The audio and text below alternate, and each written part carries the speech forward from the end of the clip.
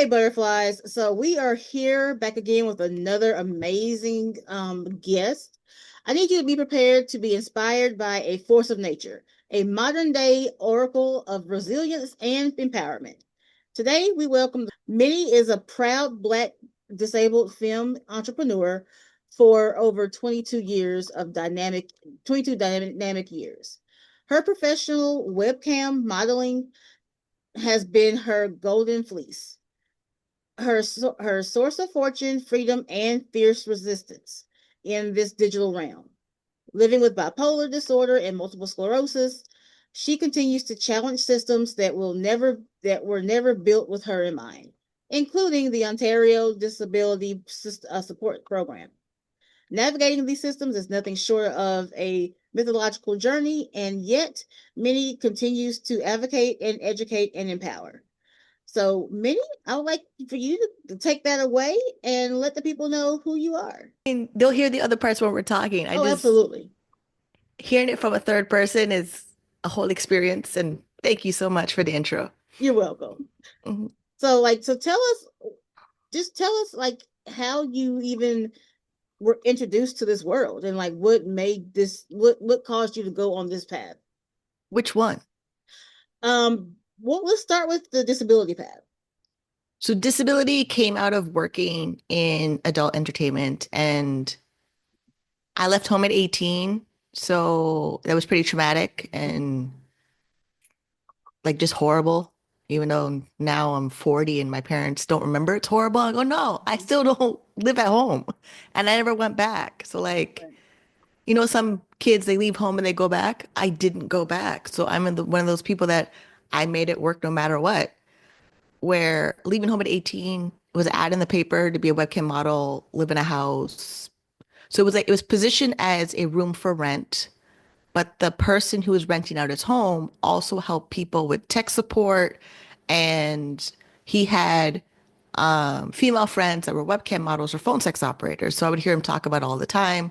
And then he was like, let me set the living room so you can work. I'm like, okay, fine. Because I don't have no job. I'm 18 and I can't go back home to my parents. So, like, that was the best option at that time. And then disability showed up after it. So, like, I'm living with him for a year and a half. He ends up being a horrible person. Then I need to move. I get my apartment on my own because that webcamming was enough income to prove I had income to get an apartment. But I'm still not talking to my parents. So like 18 to about 22, because I moved out 2004, August. And then around like halfway of 2005 or so to 2006, I'm realizing I'm not sleeping. I have fluctuations in mood. I'm bitter all the time. I'm angry all the time. And yes, also I'm working full time from home at the same time. So it wasn't normal yet. It was still, you were weird for working from home. And then I went into my doctor and I said, I think I have PTSD. And she pulled out a little questionnaire paper and she said, yes, you do.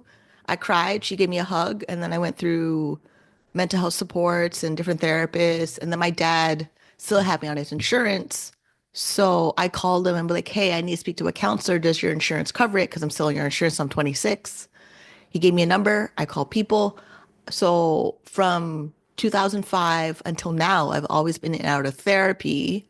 And then August 2013, I get diagnosed with multiple sclerosis because I couldn't move my left arm. Wow. And then my doctor is like, oh, left arm, we should be worried. Let's do all the tests. Mhm. They did. I'm thinking it's a pinched nerve. They're like, no, demyelination of the nervous system, brain, and spine. And I'm like, what? What do you mean? And multiple sclerosis for me, I only remember multiple sclerosis from Montel Williams. So, Right, right. and he's always made it seem like very expensive. I'm doing all this crazy testing and this testing. He's only like, luckily, he's the only Black male person I know with multiple sclerosis that lives well with it compared to Selma Blair or Christina Applegate. And of course, multiple sclerosis typically is shown as a white disease. So Mm. Black people with MS, I have to find you, and you're all in America. So it's, and being in Canada, trying to get supports from Multiple Sclerosis Society in Canada is very difficult because they don't acknowledge the Black intersectionality unless I go to Black disability organizations. So yeah, that's how that started. And I definitely have questions about, well, what I originally assumed would be a difference in the Canadian disability system compared to the US, but as in, reading your bio and like hearing you and like kind of researching some things before our interview, I'm like, it doesn't seem that different. As in, it's like not, it's framed as support, but yet I don't think support's in the room with us. Like, so okay, so because you are like, I have to admit, I am thoroughly impressed with your bio and just like the way you are still like kicking life in the face, you Yeah, know? like a And I'm cockroach. like, Yes. and you are someone that like I I so I feel like I'm that person, but I know there are other people out there that are just taking all of this horrible stuff and just chewing it up and spitting it back out. And that's you. I mean, let's just not glaze over like, the sex work thing and then the webcam thing. I'm like, what the heck? I'm like, I am intrigued. So like, what what did it take? Like, whether it be physically or mentally or emotionally, for you to endure all the things you did and even currently are doing, and yet you show up looking flawless. Like, Eh, I mean, who are you? Are you real? Like, I mean, yeah, it's like, huh? I had to tap the microphone. Yeah, I'm really here. But I'm built stubborn, Mm, as my parents remind me all the time. And also, so like my history of being on the internet, this is dial-up internet with AOL. So and then classes I took in high school was always about building web pages or English media or art classes. They were always technology based or art based. And then high school, I was very promiscuous. mm-hmm. It just what it was because High school, dealing like with like trauma. pre-college. Well, yeah, yeah, enough where because in my 20s I get diagnosed with MS. So Wow. my lifestyle choices had to change Mm-hmm. based on my MS. And then with webcamming, so webcamming was on the road of being an adult film star. Mm-hmm. And then it turned out webcamming is the number one thing in the industry for everybody Mm-hmm. from adult film stars. And then they want to connect to their fans directly because the model to fan ratio, the consumer to consumer ratio, is higher. Because when you work with like a production company or a studio, they're taking a percentage, or an agency, they take a percentage. And then the adult industry, they're super racist. I'm gonna say it. Yeah, you're super racist. Where I'm literally told if I go into an agency, oh, we already have a black girl, you could work our opposite shift. And then clubs, oh, we have too many black girls, we don't want to be a black club. But my fans directly spend money on me. This is why I webcam for so long and I sell courses and people buy me a coffee and I still show up on webcam and I'm looking at getting cosmetic surgery and things like that because it's for the fans. Like I have fans now since 2003 till now who will spend 15 minutes, $10 a minute with me without batting an eye. Mm-hmm. And it's not the company that hired me. It's not, oh, one company said, we only hired you because we need a black girl on our website. Hmm. They said it. It's published online somewhere that they said that. And then, yeah, so me pushing forward, what else am I going to do? Mm-hmm. I'm not going to, I mean, I've cried in the corner under the blankets. I've done it. It doesn't really work anywhere. Plus, coming from a Caribbean, very strong family, they don't let me be lazy. Mm-hmm. And if you ever grew up in a family, you're like, oh, my tummy hurts. They don't let you stay home. You go to school. When you're passed out at school, they come pick you up. That is Mm-hmm. how that works. Right. So I had like pushing through pain no matter what. Yes, it's ableism, it's all these words we're going to use it for and all those things, but it doesn't actually go away. No. Still got We you just still have to manage it somehow. You do. You manage it. And I imagine it with going to therapy. And people are like, oh, you should just go to church. No, I needed therapy, not church. Like all of these things that Black disabled people deal with, we deal with all this extra expectation and shame that's not ours. So Mm-hmm. I had to lean into the therapy system, lean into personal development, lean into my skill set, lean into I can read. Let me read the government policy of disability benefits and make a plan. I wasn't going to let a caseworker in the office look me up and say, oh, people on disability are not really self-employed. We don't really support it. But your website fully says self-employment supports.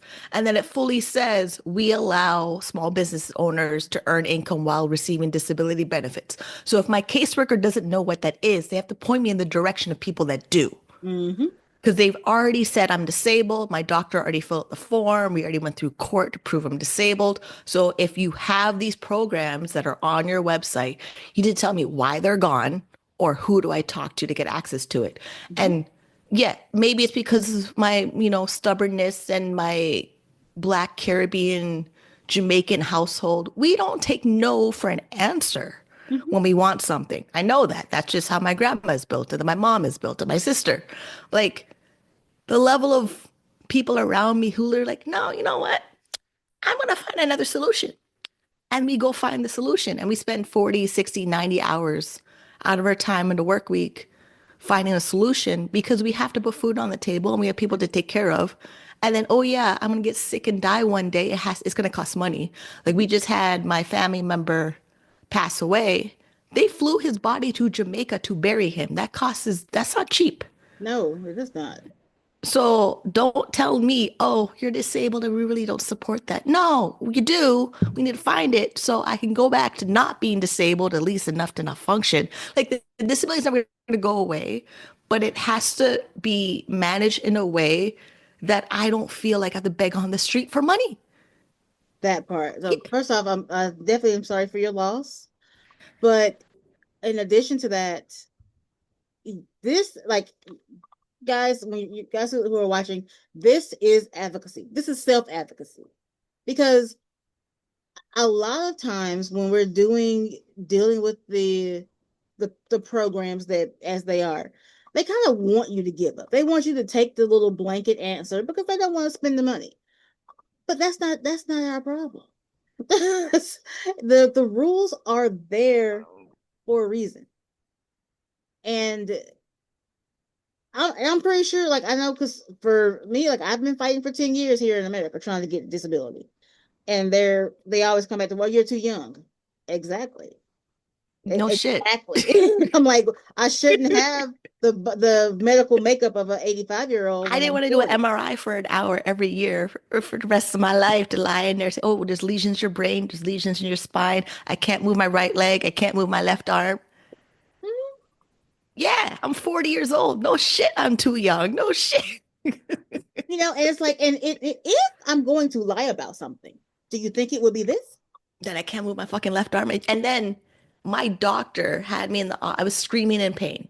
Then she said, you know how they say squeeze their Mhm. hands to see whatever? I squeezed my doctor's hand and I screamed bloody murder in the office. Wow. That is how we knew something was wrong with squeezing, basic Yeah, squeeze. Like we see it all the time on TV where you say squeeze my hands, like, oh, yeah. good. It's And then, not supposed to be painful. yeah. Yeah, And yeah. the chiropractor has this thing where she flicks my finger Yeah. and it twitches involuntary. She's like, yeah, you have a neurological disorder. I was like, what? And it's an intern chiropractor in a student clinic doing her hours so she can graduate. So when she flicked my finger and it twitched, she's like, hmm. And then she went and got the senior doctor and she did it again. They did it 4 times. Like, is it I real? mean, Like, what? I already knew I had multiple sclerosis going into the student chiropractor doctor as part of my way of managing my pain. But the fact that I went to a student clinic because it was cheaper and affordable, then I already know my diagnosis is already there. Then Mhm. she did the neurological test she's trained to do, and I passed that test as diagnosis with a neurological disorder. It freaked me out because this little girl didn't know who I was. Right. And then she goes, let me go speak to my superior. And then they came in and she did it and she's like, oh, take a note of it. Like they treated me like they were diagnosing me again. You know how the room gets very quiet and everyone was like concerned, but they don't want to show on their face and all those Mm-hmm. things. Oh That's yeah. how it happened again. That's That, and then it's not like it's last year. I was diagnosed already with multiple sclerosis in 2013 by a proper neurologist who did all the MRIs and that stupid pin prick test with the pizza wheeler. yes. Hate Yeah, that. I hate it. exactly. Like, I hate it.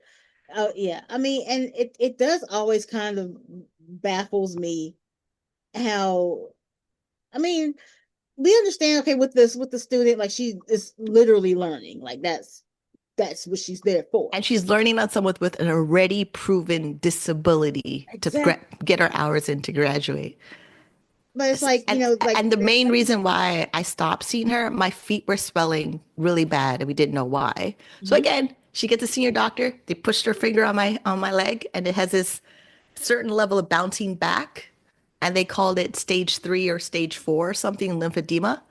I was like, okay, well, this sucks. And they're not trained in that. There's other physiotherapists, chiropractors that deal with people that have lymphedema, which mhm, means I have to go find another clinic who's not really affordable to start all over again. And they're probably gonna do the finger flick test to see if you have a neurological disorder. right. And it's gonna cost me more money that's not actually inside of the budget I get from disability, or because I don't have private health insurance that would cover paramedical services, I have to pay out of pocket. And to pay out of pocket means I have to webcam and make my money so I can pay for it. Mm, Because it's not going to come out of 1,600 a month that I get from disability, and that's the maximum I can get because I know to fill out the form for special diet and medical needs necessities forms. I maxed out everything I can get. mm, So, and then what used to be covered, because there's government funded physiotherapy, but I like it's a sweatshop. It really is. You go into a clinic, there's little partition curtains. Everyone is hooked up to a TENS machine for 15 minutes. Then a lady runs around and gives everyone the ultrasound machine with the gel, and then you go home. mm, And then because it's like a certain specific criteria, it's typically for elderly people in that clinic. So if I'm mhm. in there and elderly people are before me or they're adult children in there checking in with them, if they see me, they wonder why I'm there Because you're because I look too young.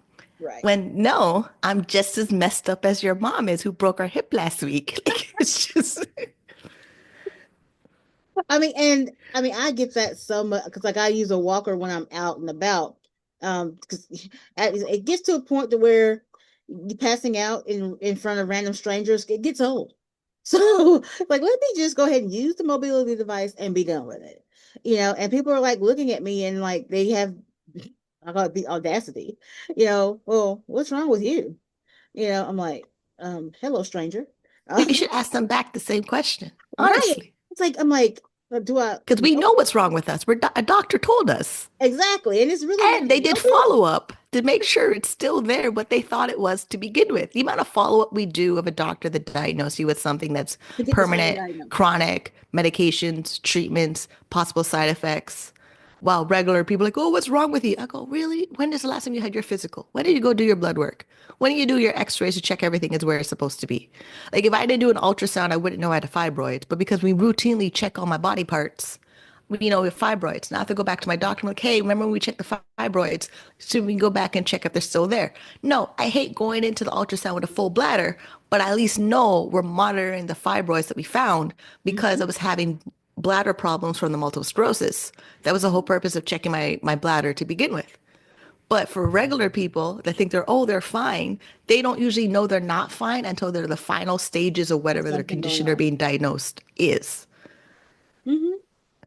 So the whole, yeah, man, I'm gonna ask back that same question that people tell me, well, what's wrong with you? You don't look disabled. No, you don't look disabled either, but I'm pretty sure something wrong with you. Like you don't look mentally challenged, but clearly you are. So, I mean, it is very, very much so full of audacity, but I mean, for me, that's just the life I'm used to it at this point. That's the life we live, but it is very much messed up. And having to redo the same exam and answer the same questions because they don't escalate the like, okay, she's already done this. So let's move on to the next thing. And it is very expensive and frustrating because you never really get any answers.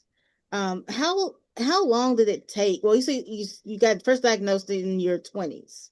Yeah. So were there signs beforehand, or was it something that you were completely blindsided by? Oh, there were signs. Everything had signs. Everything had, so me, bipolar, PTSD, depression, I had signs of that when I was 12. Mm, So it's not like we didn't know about it because I saw a child psychologist when I was younger because my parents said, okay, the doctor said go see a child psychologist. So we did, but they didn't continue the treatment. okay. So, and it like, and then the second social worker, child psychologist, I aged out of the program. So the minute I turned 18, I couldn't see those people anymore. And Right. we just got to the cause of depression and helplessness and suicide stuff. Like, so from 12, if you read my journals, I have some of them still. They're pretty dark. They're pretty awful. Like, and my parents who worked all the time, mom's a nurse, dad drives the bus, like they both work 24-hour shifts. They're booked long shifts with a 4-hour break for 6 to 8 weeks at a time, even now. Like, and they're in their 60s now. So when I have something going on, like the winter, we had a really bad winter and the city didn't plow the sidewalks right away. And I have balance issues. Me walking in a pile of snow with balance issues? Are you freaking kidding me? I want to say a lot of swear words for describing walking in snow with balance issues. And then the other thing, if they do plow the sidewalk and I'm walking towards someone with a wheelchair or a power scooter, it takes up the whole sidewalk. That's one. Then if I don't move completely out of the sidewalk, they run over my foot. And then they act like they own the sidewalk, Mm-hmm. not, oh, we should share space of the sidewalk like people on the road. Right, right, right. You can't just be running into people on the street. And then they run over my foot. How am I supposed to get do I take a picture of their scooter? Do I take a picture of them and then get their phone number to complain so I can send them to court for damaging my foot? There's no process of that. Mm-hmm. Like, and because the city didn't build sidewalks big Big enough enough. for a big scooter, because they like to get the big one. I get it. You want to be comfortable in your scooter and it becomes your whole legs Mm-hmm. and appendage. Like, but me walking and we're sharing the sidewalk, yeah, I literally have to choose. Do I jump in the road or jump on this hill of grass that may not be completely clean green grass or risk my foot being run over? And yeah, there's time my foot is run over. And then I like, and then for me to go tell my mom or whoever, oh, this happened to me today, they're going to act like I did something wrong. Right, right. Not understanding that that's a traumatic event for you. Like it, because your And body then is already. too, so my trauma response sometimes I laugh, but I also have medications for the bipolar disorder that causes involuntary muscle movements. Mm, So my smiling, my giggling, and whatever. No, if my brain is processing something horrible, the default coping mechanism I have is to laugh at it mm, because it's too messed up to actually process the reality of it. mm. Because if I don't find a different way of triggering my emotions to be a more positive one, I burst out crying. Then what are you going to do about it? You're going to tell me, oh, sorry to hear about that? Right, and or in my case, it'd be like, oh, now you're being dramatic. I'm like, well, Yes, no, yes, not. yes. Or you're too aggressive or too whatever. Yeah. Uh, that ooh, yes, because that happened to me a couple weeks ago, and I'm just like, you haven't seen aggressive. I'm like, this is just me processing. I You know. I hit a man with wait. a head in a frying pan. I know how to be aggressive. So and people don't understand. I like to say people don't understand. Somehow I think they do.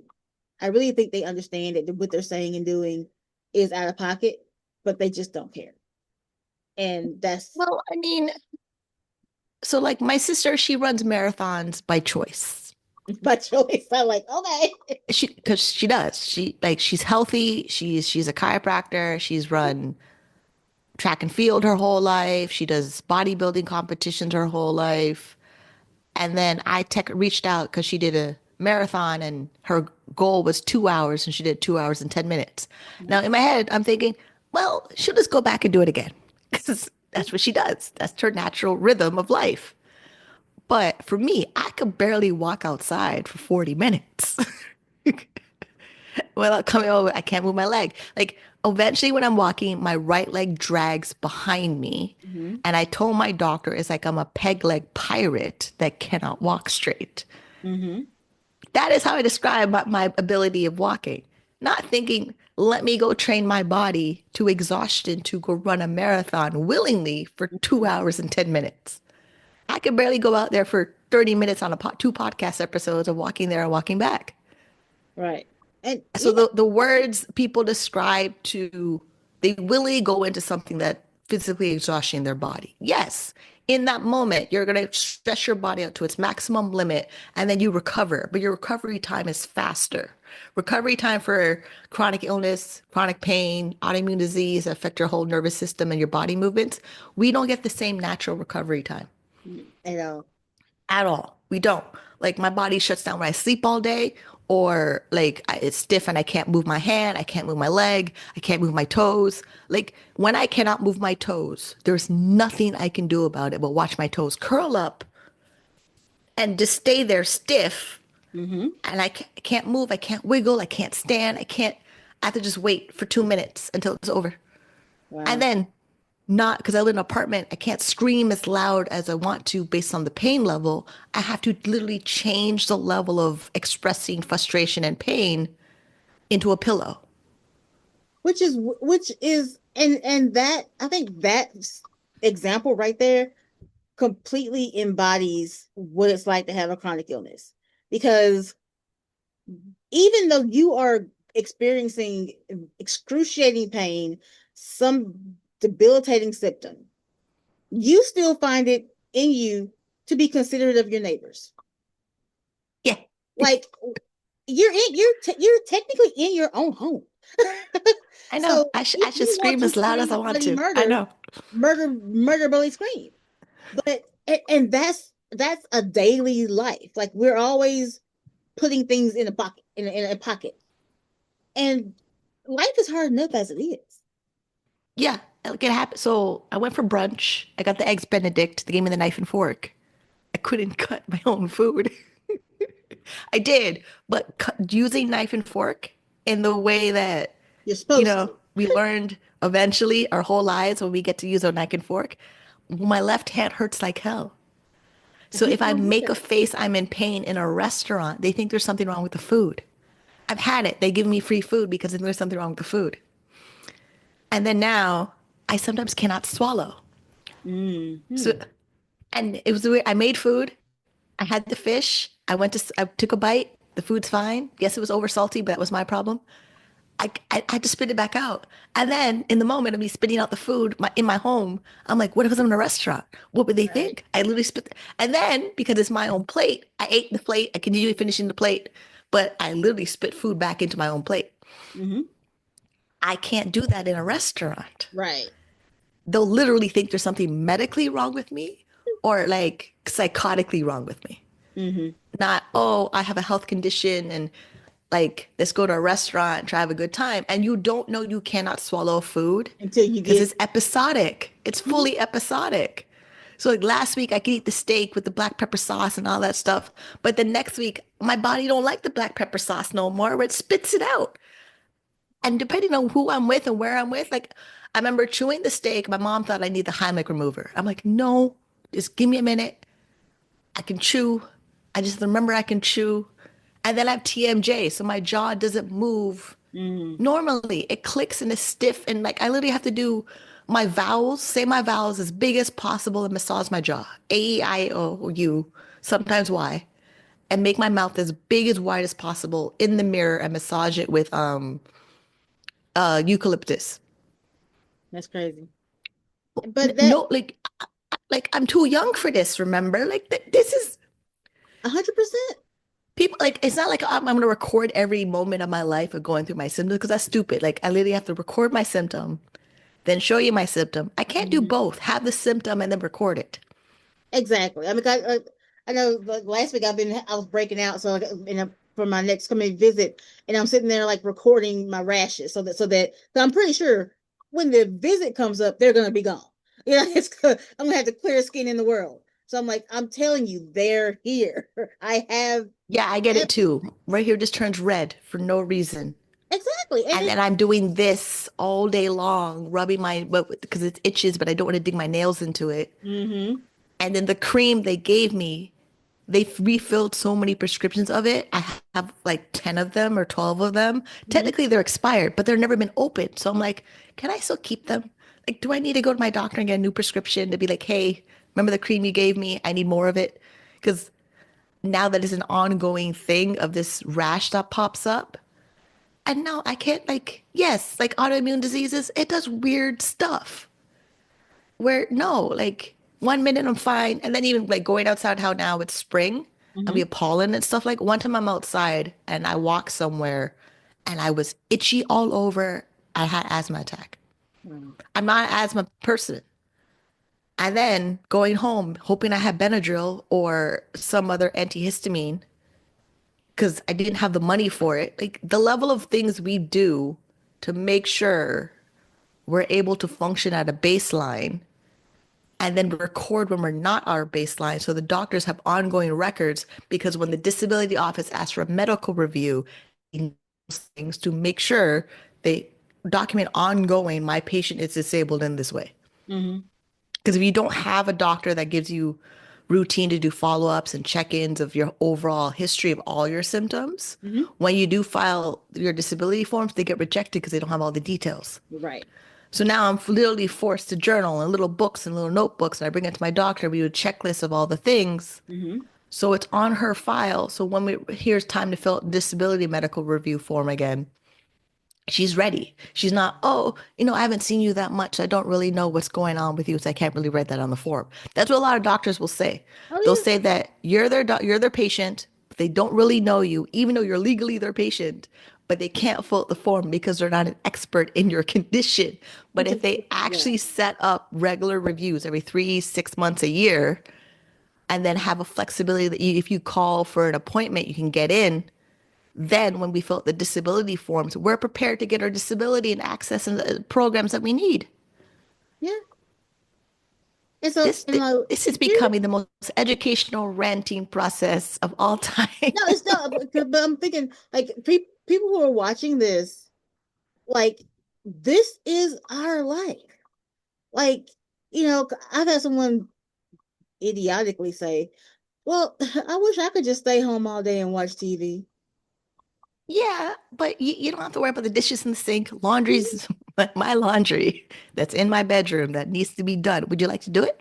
Exactly. Because And this is not a choice. Like this is, I mean, and like what you just described, we are constantly doing something, whether it's making an appointment, looking for a new doctor, researching a new symptom that just popped up out of nowhere, recording physical, actual symptoms. Heck, just trying to live, just trying to get through I the know I day. said I went to brunch and I go to dinner, but I know going to brunch and dinner, there's a risk factor of stomach issues, Yep. digestive issues, and do I get alcohol or not? Like, Because I mean, before my chronic illness, I was very, very much so social.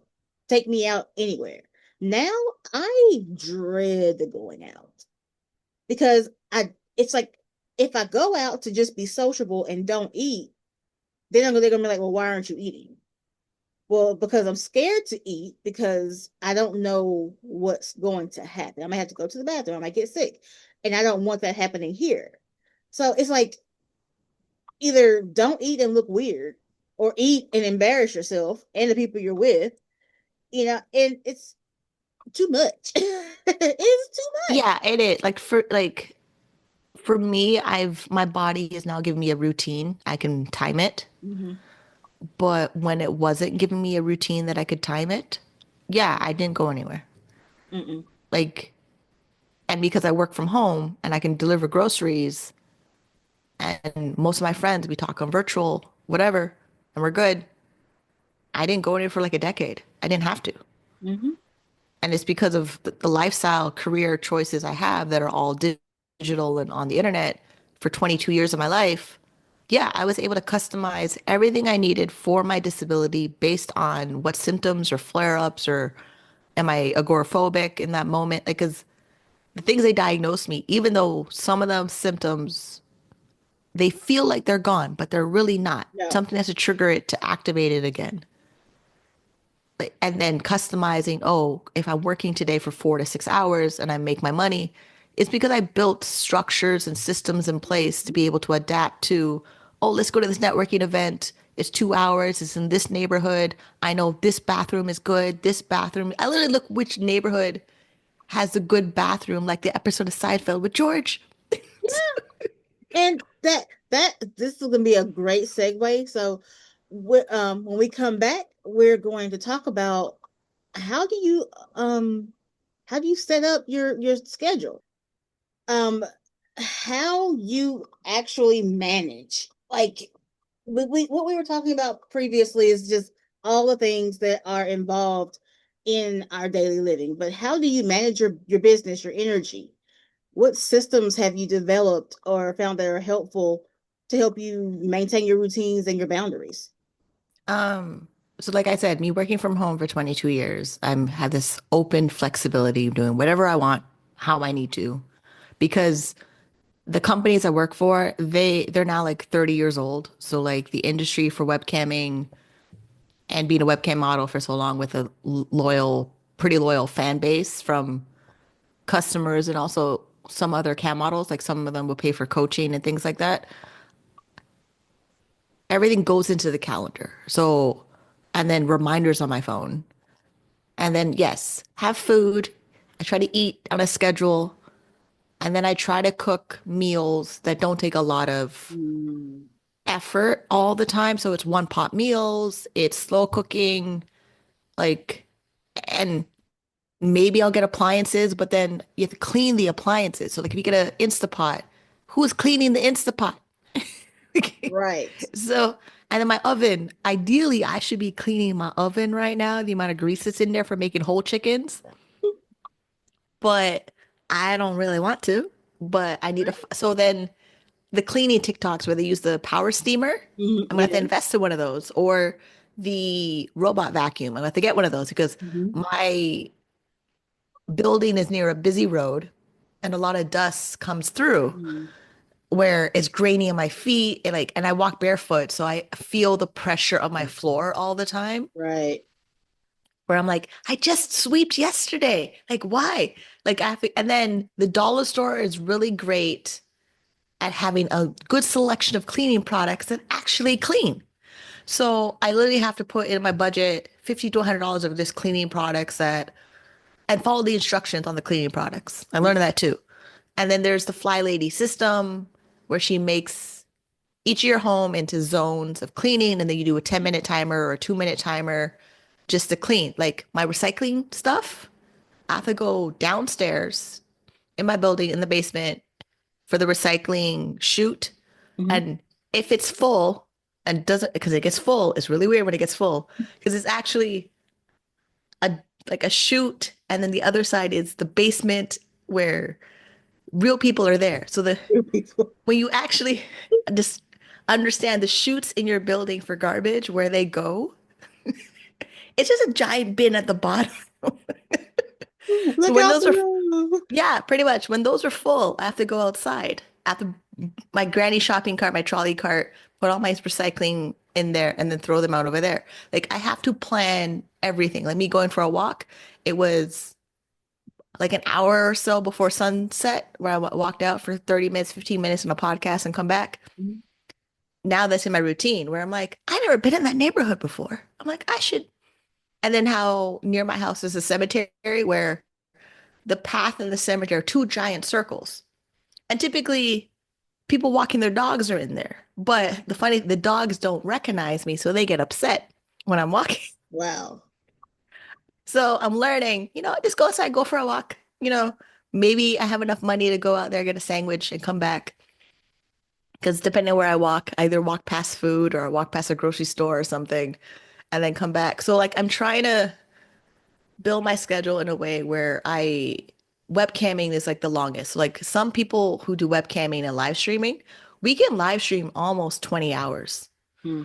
with very little breaks in between, which is not good for your bladder, not good for your stomach, not good for your posture, not good for your eyes. Like blue light blockers and eye strain, that is a real thing where, and it, my eye strain is not on every computer I'm on. Like it's different on my laptop than my computer in my room where that's typically where I do my webcam, adult webcam streaming, where sometimes I'm wearing glasses, sometimes I'm not.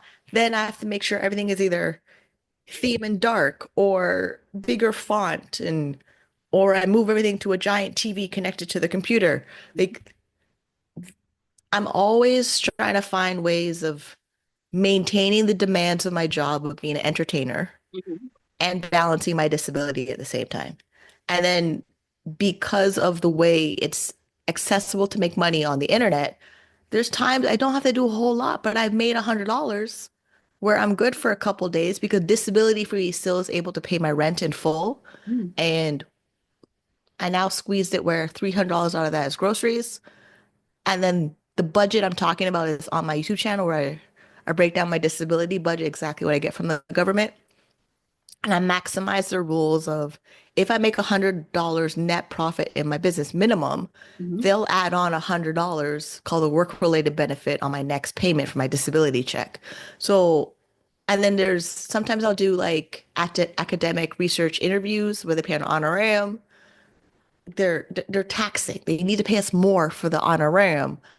But last year, I made like $2,000 for the whole year of just doing research academic papers and honorariums for people that needed enough real life experience so they can use that information to get grant funding. And every time I complain, don't give me a gift card that makes the corporation rich. Two, the fee you're giving me is not worth the amount of information I could build on my own in my YouTube channel, my business. Mhm. Like if somebody watches almost all of my YouTube videos, it's 2,000 hours of content right now on my channel. I would get paid more than somebody paying me from an honorarium academic research Mhm. paper. And then, oh yeah, I'm really good at sending invoices to people who want to know my information. Yeah, no problem. Give me your best email and I'll send you my invoice. And once you pay my invoice, we can start the service or the consultation or the disability justice advocacy.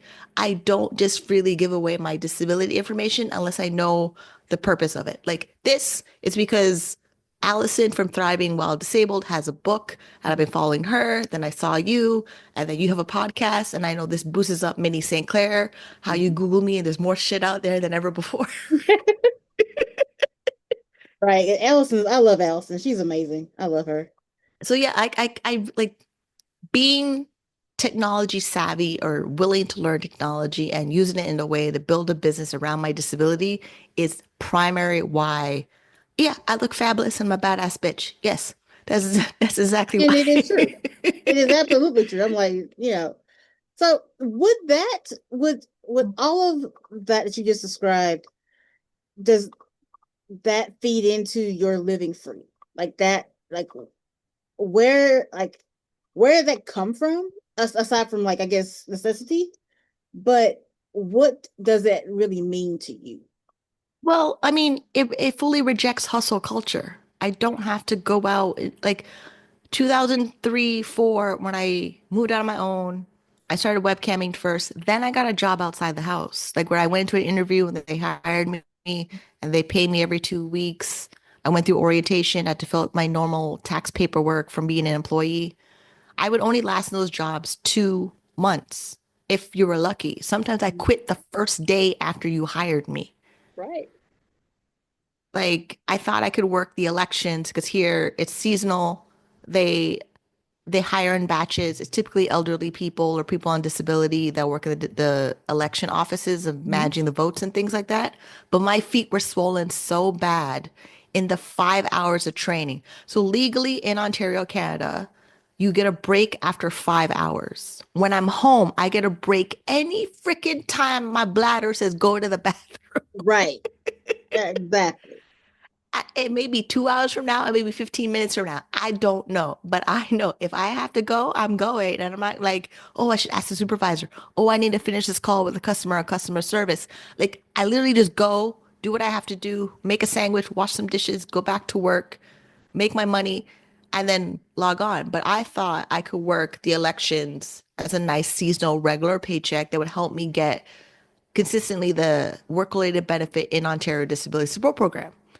not realizing, no, it's a different environment. My body is not going to like it, and just stay home and enjoy. Like, I get reminded all the time, I'm better to stay home and make my money anytime I decide, oh, let's apply for this job or apply for this. Like I did, I applied for a job that said they wanted disability helpers, but it's remote Okay. and then you control your hours. I don't know. I barely had a resume. I put in everything I do on social media for my own self advocacy as part of my application. Mm-hmm. I'm hoping they'll see, if they Google me, they'll see how much I do, Mm-hmm. that they won't care that I don't have a formal traditional resume Right.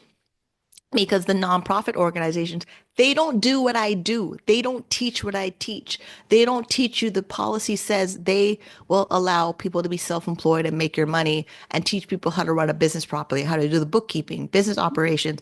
I'm learning out of the book Donald Miller, um, How to Grow Your Small Business and Take Off Like an Airplane. I butchered the title, but it's fine. We'll put it in chat and Mm-hmm. descriptions after later. I read books from Tony Robbins. Like Tony Robbins, 2024 January, he had me out on stage in VIP talking to everybody of how when I build my business and coaching business to help people with disabilities who are entrepreneurs live free because we can if we're Yeah. able to access the internet and we're on Zoom. I don't know who you are until today. Like, so I mean, and it's true. that a traditional job is never going to give me that freedom.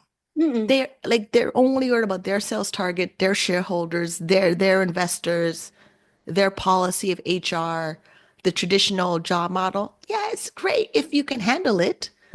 But if you have a disability and all these challenges and accommodations and episodic episodes, Yeah. unless you really, really get lucky and find an amazing job. Met people who have their amazing job. I'm like, oh, that's great. Mm-hmm. I couldn't find one. And I wasn't going to keep trying to go find one. And then almost every job you apply for wants you to apply online. The same online that's been making me money since 2003. My Right. first paycheck on the internet was 140 US dollars. I'm Canadian. The foreign exchange rate is from $1 US to 130 to 140 Canadian dollars. And I never left my house. All I And have to do is make minimum wage staying at home. And right now, minimum wage is $17.20. It goes up in October to $17.60. If mhm. I make that staying home, so $17.20 USD, convert it to Canadians, roughly $25, which is what they call the living wage Mm. that we need, that everyone's fighting for outside of my house. Right. Right. So yeah, I'm always gonna push make money online, learn a business skill, learn how to develop your social media presence. Daniel Priestley talks about it. His books are Mm. awesome. Myron Golden talks about it. Russell Brunson talks about it. Everyone that you work so hard to get your smartphone, turn your smartphone into an income stream. And I it am is. dead serious. And oh Yeah. yeah, the book. Which book I have here that I like? YouTube Formula by Daryl Eves. This one. No, I'm not sponsoring the book, but this book literally Yeah. makes me more money. This is the purpose of me getting these books and doing these courses and buying all the things. And when you Google who is Minnie St. Clair, I show up as a disability advocate badass because I learned how to build the internet to service me. I'm not You there have to. scrolling on social media. What for? I don't need to see Kim Kardashian anything. I can Right. make my own body like Kim Kardashian if I really wanted to. Like Mhm. that, And because then the thing is with the jobs, if you do, as I say, break down and try to get a standard job, it's the employment gaps. People with disabilities who like are living the life, there's gonna be employment gaps. And they look down on that for some crazy behind reason. they Like, do and they don't. So like I went through an employment agency. There's a women only employment agency where I live. So they under because they only service women who are in the employment market. They understand that women have a lot of gaps in their resume. mhm, They have a way of giving you tools and strategies of handling the gaps in your resume. But for me, I literally have not had a job outside the house in 2008. And mhm, if you Google my name, I'm naked on the internet. It does not actually translate the same way for me to go get a job, mhm, unless it's specifically a job with one of these nonprofits that service people with disabilities, because I memorized the entire policy of Ontario Disability Support Program.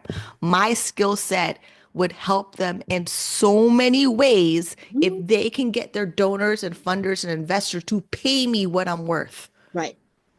All I have to do is send you the invoice. We set up a workshop. We do a virtual series on Zoom or something, Mhm. and I deliver my content. But because of their mindset and belief system and blockage, they're like, oh, we don't have the money for that. Well, then that's great. I'm going to go over here and do it myself on my YouTube channel and build my online course Or and then if build you my were own white. business. And then I can hire you when you're burnt out from working nonprofit. Right. Right. And it's like I think even like everything like you just said is exactly true. And I think so crazily, it would maybe be a little easier if you were a white person. It would be No, so much simpler. no. I mean, I used to think yes, me being white would be better, but no, not really. No, because the industry I work in webcam, majority of are white presenting women, which is great, which is fine. But I work specifically on websites that have a high traffic category of black models on the website. Mhm. Then I know how to market myself online. Mhm. Like when people are looking for me, they're looking for me. And then now, when you Google me and it goes somewhere else, it's somebody looking to build off of my traffic I built for 22 freaking years. Mhm. So the race thing really is only there in traditional job markets Gotcha. where you really feel like, oh, if I was white, I would get better access. It's because that traditional job market is traditionally only promoting black, like white facing people first, then black people after. But when you build a business online, like Roberta Blake and Think Media Omar, these are people of color. They only build a business online. Myron Golden, he's a black male online with polio. He's building a business. Myron Golden will charge $350,000 for coaching, Mm. just like that. People pay him. White people pay him. Charities pay him. Nonprofits pay him. So, because of the way we have technology now, and if you're able to use it effectively, I'm not worried about what a white girl is doing. That's great. She can struggle. That's all right. With Exactly. more, and then because of the way the industry works with the adult industry, more models are in it, think that they can make money easily. They don't realize it's work. And Mhm. then when they're struggling, they don't have pivot, they don't know how to brand themselves outside of the industry to build the industry inside. So when they're struggling and they're white, I'm okay with that because I get to make more money. Exactly. So And for every how do white you do model that? out there that doesn't have the way of pivoting and making sure they're successful and they drop off, Mhm. fantastic. Straight up fantastic. And I'm not wishing it on them. It's No. just I've been struggling for so long in this body, in this skin, that this is finally the opportunity that I can flourish. Mhm. Because when they were flourishing, they had no problem flourishing whatsoever or whatever it took for them to flourish. Not at all. So how do you do that? How do you set yourself up? So if someone who's watching this, listening to this, is inspired but still lost, like they don't know how to do that. How do you set yourself up to be able to live free with disability? For me, it's my business. I said that multiple times. It's my business. It's because I have an expertise and skill I know I can monetize and present to people and develop. So the fastest way of learning skills would be like HubSpot Academy or Coursera or Udemy or LinkedIn Learning. Then books, for me, it was self-help books. I couldn't really read a nonfiction book. It was like this, unless the story had to be mostly Greek mythology, I wasn't gonna read it. Like I'm there waiting for Percy Jackson's new TV series to launch. Like that's just how my brain works if I'm reading books that are non-fiction, like storytelling books. Mhm. It's the skill. So like how there's Fiverr and there's different virtual assistant jobs, those skills. Like because to think you have to go start in a traditional job, you could. Like it's possible. Because when I was in the early days, I used to work a job outside the house, 8 to 4, then come home to work till 2 o'clock in the morning and still wake up 8 to 4. It's impossible now. It's unsustainable now. But if you get a job and then if you don't carry a lot of consumer debt, Mhm. it's possible to use your job income to launch your business online or as additional income stream online. I hate the word side hustle because I don't hustle anything. Right. Either I do it and I make money and I'm profitable and I enjoy it and I do it more, or I don't do it at all. Mm-hmm. So, and then courses at college. I only pick courses at college that turn into a skill that I can monetize independently.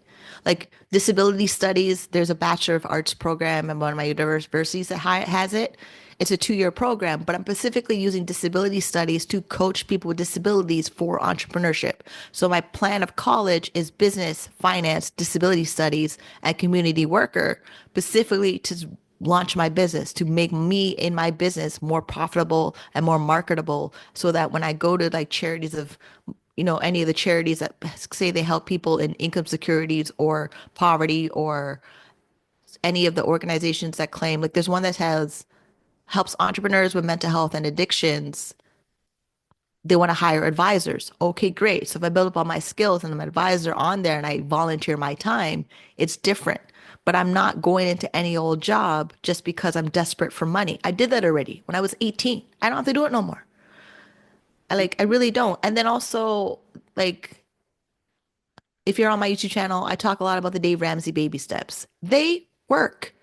They do. They fully work. Get yourself $1,000 saved in your starter emergency fund. Pay off your consumer debt. If you carry debt, student loans, credit cards, car loan, a personal loan to a boyfriend that's never going to pay you back. I've had that happen. That's why I say it like that. You need to settle the debt. Like having a credit card is nice, but if you cannot manage to pay it off in full, you're setting yourself up to have this extra burden of a monthly payment all the time, where it stresses you out. And then all your job goes to paying off that credit card debt. And then you go spending on whatever to treat yourself. Then you go back in credit card debt. It doesn't work. Don't worry about credit card points. They're nice, but you Mm-hmm. don't really like, there's only one credit card that works with points because it gets me more groceries. That is it. That's the only point program I like because I get more groceries when I buy groceries. Mm-hmm. Perfect. But I'm not going to go out of my way to use the points to get more points to buy groceries. Mm-hmm. Like right now, there's a $10 thing for groceries. Okay, great. Maybe I collect more points. It's $20 of groceries. And it comes in handy by my supplements or snacks when I'm in the mood.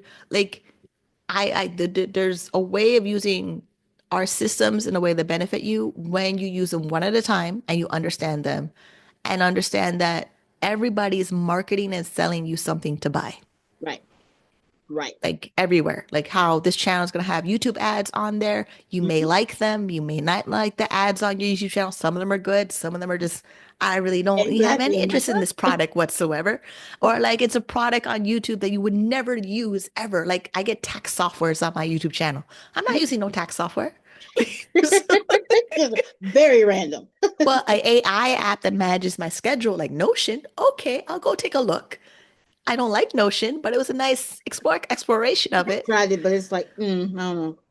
Because like, and then don't discredit something as a scam when you never actually fully tried it. Part. Bad part. Like me making money, I saw an ad in the newspaper and went to live in a house and become a webcam model. It worked out. Mm-hmm. 22 years later, I still work with these companies.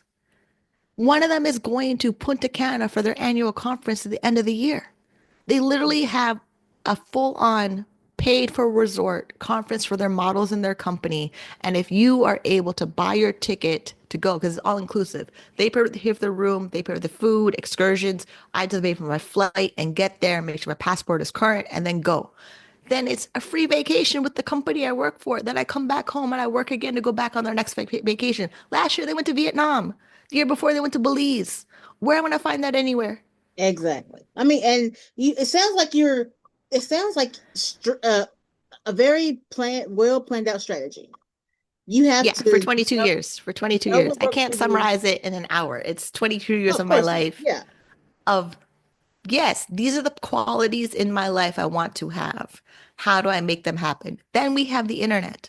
If we didn't have the internet, it would be a completely different Yeah. environment. Good. But we have the internet. And since the day I turned 18, I made my first dollar off the internet and I still make it. Whether it's from YouTube or another thing or a course or coaching or service, or like there's a fitness company that will pay me commissions for sending people to get their membership in the fitness company. That's Hmm. fantastic. Because living with a disability, imagine your physical movement is required to live longer. Hmm. It's not like it's a non-optional thing. It's Exactly. definitely becomes a mandatory thing. So if I enjoy certain products and services and they have an affiliate program and I talk about it in my blog or my YouTube channel, social media, and then you buy that product and the company pays me independently a commission, like it's no extra cost to you buying the product because the Hmm. company needs the customer. But because I set the company and the customer, they'll pay me a commission. That'll help me get groceries. That'll help me get supplements. That'll help me pay for my personal trainer. That'll help me pay for whatever treatment my doctor wants to experiment on for multiple sclerosis. Hmm. Like those things are there. Yes, there are a lot of them, but honestly, you start with building your social media presence online and getting the book from Daniel Priestley, and Right. then maybe a book from YouTube about how to build a YouTube channel. And Mhm. yes, like, oh, I don't want to show my face, but you're willing to go send your resume to some job online with That all your you don't know information them. and The, your name and everything, and then go into wait in the waiting room to go talk to the receptionist to go wait for it. Like the level of we will do things in the old traditional way that we're not going to use our own technology right in mm, front of us. Like especially AI. Like the my the intro world was is made by Google changing. Gemini. Yeah. And it's pretty accurate of exactly what I do and how I do it and the way I say it. We know I love Greek mythology. We know I've been making money online. We know I know how to talk about Ontario Disability Support Program. And my voice is pretty congruent and matching to what we said in the intro that I'm talking right now. So Hmm. yeah, that's how everything, like, it seems like a lot, but I started one at a time. Yeah. But I started one at a time in 2003. Right. And now it's, I have so many things that I know can make money if I could fit into my schedule, Hmm. or I focus on the things that are already making me money. So it builds up savings to try something else or explore something else or build a course for something else or hire a coach for something else or hire a virtual assistant for something else. Like the level of being a solo entrepreneur, and if you're making enough money from one thing first, get really good at that one thing first, Hmm. then make sure there's less consumer debt. That's because the more bills you have, the less money you have to explore something else. 100%. And then if I want to hire a virtual assistant, that's a process. Like, am I hiring someone in North America or hiring someone over in the other countries?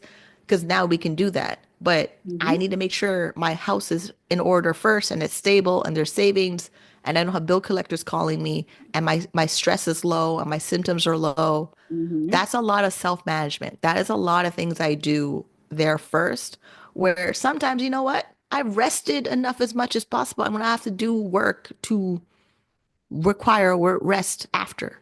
Because Right. I can manage my disability and be low symptom as much as possible.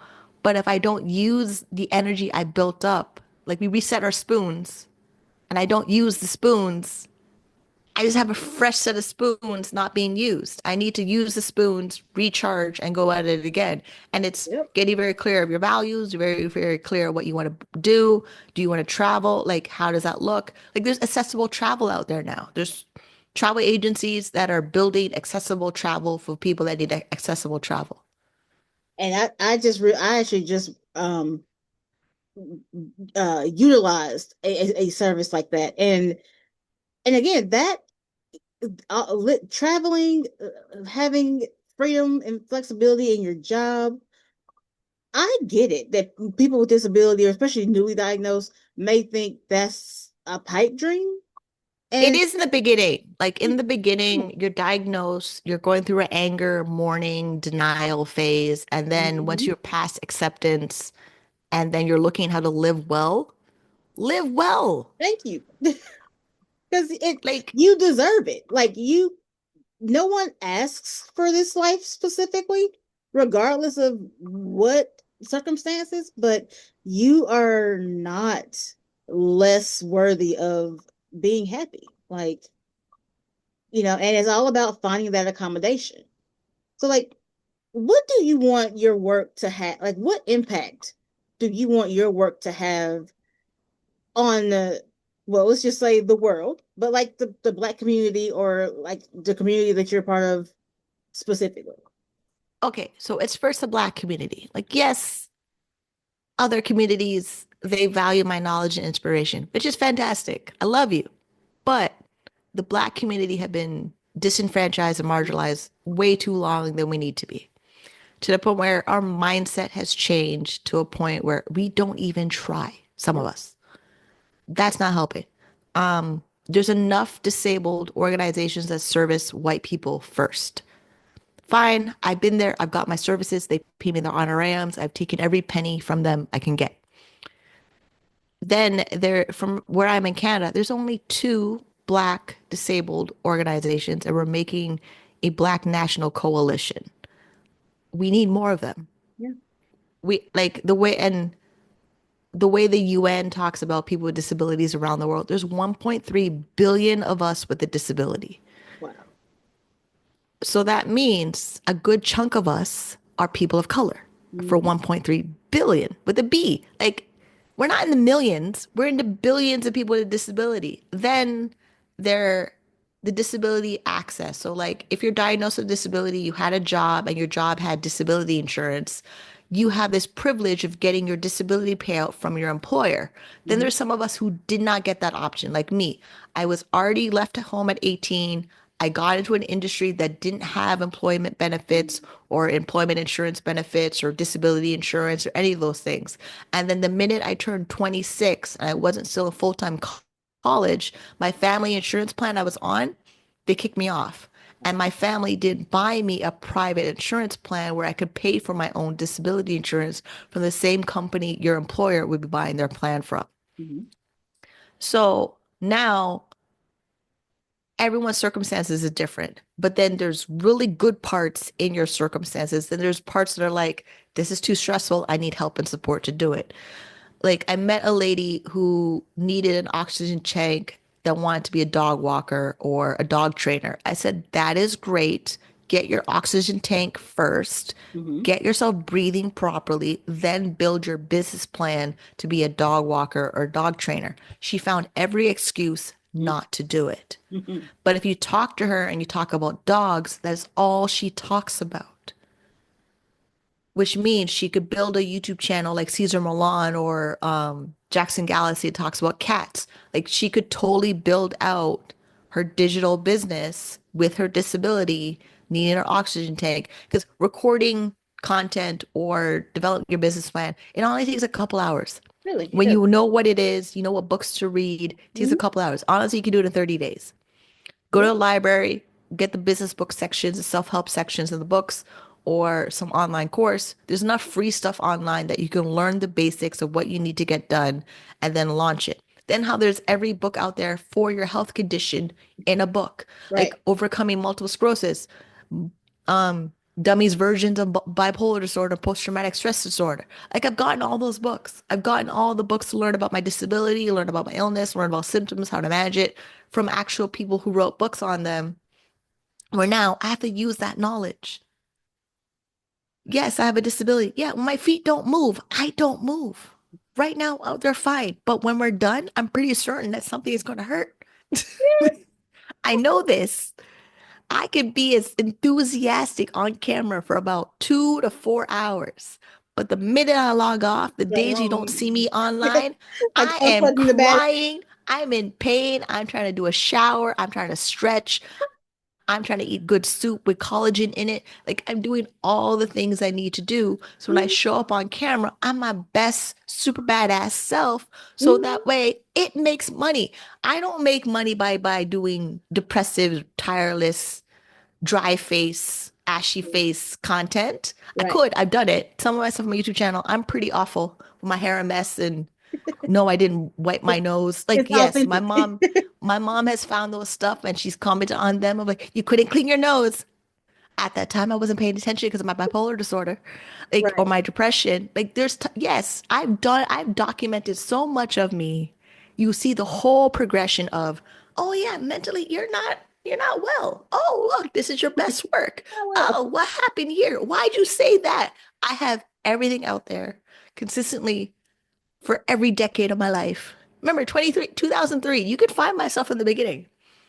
You could find everything of me in the beginning. Like, you see the progression of every stage I go through.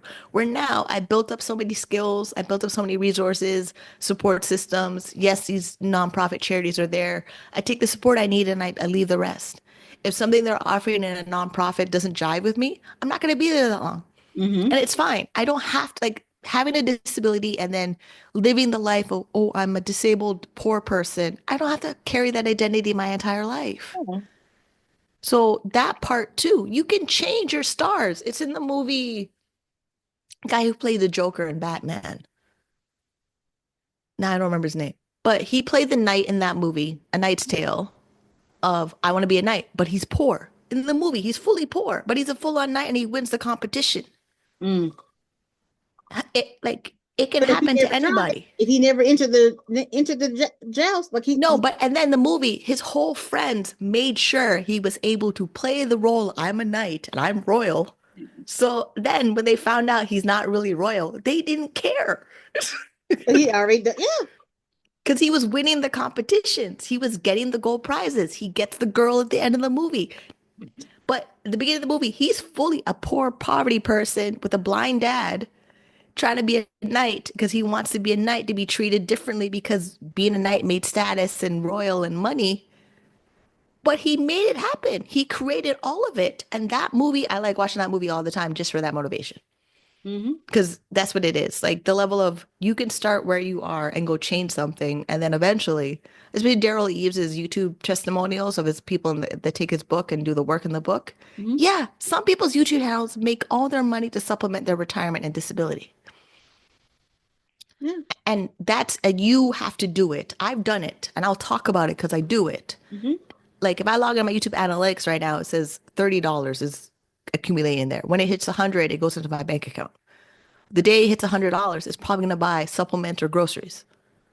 Yeah. Then I log on and add more YouTube content so that next month it's $100 paying for groceries or something. Mm-hmm. And eventually it becomes more than $100 coming in Yep. my bank account from YouTube. Like Myron Golden says he makes $60,000 from his YouTube channel. Remember, he's a black male with polio. Technically, he should be disabled and in the corner crying, oh, I'm disabled with polio. Can I But have he's some not. girl? So, yeah. But I mean, and that, and let's be clear, 'cause I understand, like you're saying, it's been 22 years. So for the people who are watching this is not going to be something that happens overnight. It's not going to happen in a year. I mean, it might if you're that person. So be gentle with yourself. Like all of this is a progression. It's going to take work. It's going to take you thinking outside the box. It can happen. And a lot of it's your belief system. A lot of it is if you believe you can do it, you can do it. There's a entrepreneur with cerebral palsy. Her spokesperson is a red Power Ranger, Sharona V. Sharona V, cerebral palsy, he can't talk, he can't write, he's in his wheelchair, but he builds out online courses, coaching, he wrote a book. Then there's sales funnels, like part of the YouTube ads. He was one of my YouTube ads.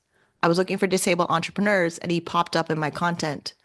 I follow everything this man does because for a person with cerebral palsy, they're usually underestimated. Oh, yep. Where if I log in now on his website, I can buy his course for $4,500 because he has a whole program on how to change your narrative. So the belief system he had to do that and get a red Power Ranger to speak in his sales videos.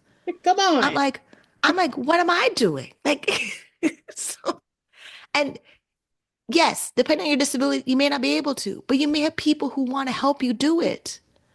Because, okay, business partnerships are a different conversation, but like, if you need enough support system of people who do the thing for you to help you get it done, and they don't have the belief system, oh, that's a scam. Really? We have 8 billion people on the planet, and how many of them do you follow on YouTube? How many of them have you bought their product because they said this is a good product to buy? Like, don't get it twisted. You're in your phone every day Every on day. social media doing, liking something, watching something. Then you talk like them because you watch their content every day. Do the same thing they're doing. Mm-hmm. Like how there's Christian people that turn their Christian belief system into a business. Yeah. Part of me thinks it's like a little weird, but they make a lot of money and I don't really care. It's I just mean, and but that's what you have to do. And so as we're closing out, let the people know how they can work with you. How can they reach you and how can they grow up to be like you? Well, first things first, YouTube channel, Minnie on Cam. Which is amazing. I was watching it. I'm like, oh, okay. And I do. I talk like for 2 to 3 hours on my I channel. noticed that. I'm like, how did she do that? Well, you heard me. You heard me talking right now. I'm pretty motivated when I get on my content. That's the first place. Mini on Cam, and then buy me a coffee, also Mini on Cam. I'm pretty much always Mini on Cam to make it simple and easy, quick name to remember. And then depending on what's happening. Okay. So mildly interrupted by our Zoom meeting. Um, Exactly. Mini on Cam, it's just, yeah, it's a good chance you'll find Mini on Cam or Mini disability sex work shows up because I'm quoting academic journals and things like that. Yeah, that's the best place. Like for what I'm doing and how I'm doing it, it's a work in progress because it's basically building a second business on top of my webcam business Hmm. and then trying to keep them separate because they function separately. And then my disability advocacy, yeah, it's primarily Canadian. It's primarily dissecting the Canadian policies for disability stuff. Because I'm getting people in Canada messaging me about different things in the disability policy, how to talk to their caseworker and things like that. Hmm. I am doing that. But the thing is, I'm an independent person, so I will charge a fee for that because I'm not connected to a nonprofit that would just automatically pay me and I don't have to worry about being paid. Hmm. I'm working on getting a nonprofit to support me. That's a meeting at the end of the month because of all the networking and events that I go through. But for everyone listening, yeah, I'm Mini on Cam online. You can tell I'm still very jacked up, enthusiastic about what I'm talking about right now. But that's where you can find me. And yeah, this energy will definitely rub off on other people. Either you're watching the content or over time you try something new to develop the progress that you need to build the confidence. So Hmm. yeah, that's it. So, what would be a final word from you to encourage someone who knows that their life needs to be changed, but and they may even know that they're the only ones that can do it, but they don't know what to do. Personal development. So like Tony Robbins, he has an event next week. They're usually like they're free with a low upgrade of VIP. Hmm. And then his books and like Brené Bouchard or Mel Robbins. There's enough motivational speakers out there that you can lean on for supports and building your confidence, your mindset. Then yeah, therapy is the next step. Like, because it's a repetition. It's a constant repetition of changing your belief system from I'm in poverty, I'm disabled to self-worth, self-identity to where, yeah, you think I'm a superpower, like I'm not disabled. No, I'm very much disabled. I just found ways of not having it to be my primary energy draining Hmm. focused. And that takes roughly the same amount of energy, just redirected in a different way. And one of them replenishes faster than the other for energy levels and mindset and belief system. Brandon Bouchard talks about it a lot, where my mood is actually could be affected from the diet I had 3 days ago versus what I ate today. Like there's a lot you can do to boost up things. And then if it's not your immediate family, find one of the 8 billion people on the planet to help you. Thank you. Thank Cause you. I mean, I found Latoya, right? You get the same name of my sister. I should remember that. I found you because I was Googling people who are disabled and entrepreneurs trying to build a YouTube channel or content online. I If I love could that. find you, other people could find like like and Allison and there's so many of us that are out there in pockets of doing the thing. But like I'm hoping, yeah, I may build a whole community of people that are entrepreneurs and disabled because we need more of them because Yes, we do. each country's disability policy, they allow you to work a little bit. Hmm. Then do that. Like, get ChatGPT to read you the policies that Hmm. they have and ask it, how do I work? How do I build a plan? How do I build a plan to exit off a disability? That's what I did. That's why my YouTube channels are 2 hours long. And ChatGPT is my bestie. I have no shame in it. I bet As I bet long like sometimes as it's like, like would you you have shut to up? So ChatGPT is like a sponge, like an empty sponge. As long as you tell it what you want Yeah. Mm-hmm. continuously, it reinforces your belief system. Like when I talk to Claude, Claude is amazing being my best friend because I would tell it my frustrations. I'll tell it what I'm trying to accomplish. I'll tell it like the difficulties I'm having of not how nonprofits don't believe in what I'm doing because they want to keep feeding the narrative of people with disabilities are too poor to work towards self-employment. And I know it's not true. Exactly. Like Richard Branson is the richest disabled person in the planet next to Myron Golden when I look at who's rich and disabled.